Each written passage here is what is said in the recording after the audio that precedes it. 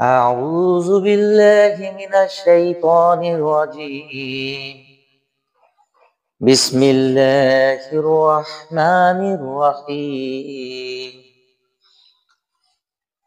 الله لا إله إلا هو الحي القيوم لا تأخذه سنة ولا نوم له ما في السماوات وما في الأرض من ذا الذي يشفع عنده إلا بإذنه يعلم ما بين أيديهم وما خلفهم ولا يحيطون بشيء من علمه إلا بما شاء وسع كرسيه السماوات والأرض ولا يعوده حفظهما وهو العلي العظيم صدق الله العظيم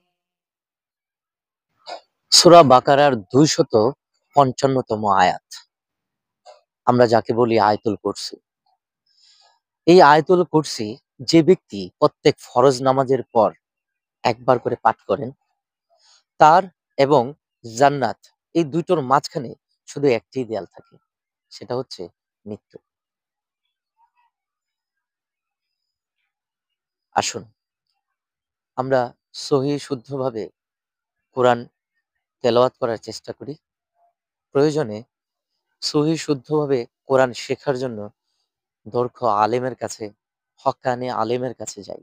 তাদের সান্নিধ্যে গিয়ে তাদের কাছে আমাদের ইচ্ছা পোষণ করি, ইচ্ছা প্রকাশ করি এবং আমরা তাদের কাছে তালিম নিই, যেন আমরা সঠিকভাবে সহিভাবে কোরআন তেলাওয়াত করতে পারি।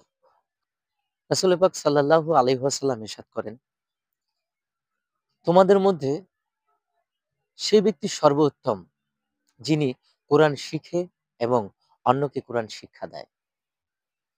সহিহ বুখারী 4661।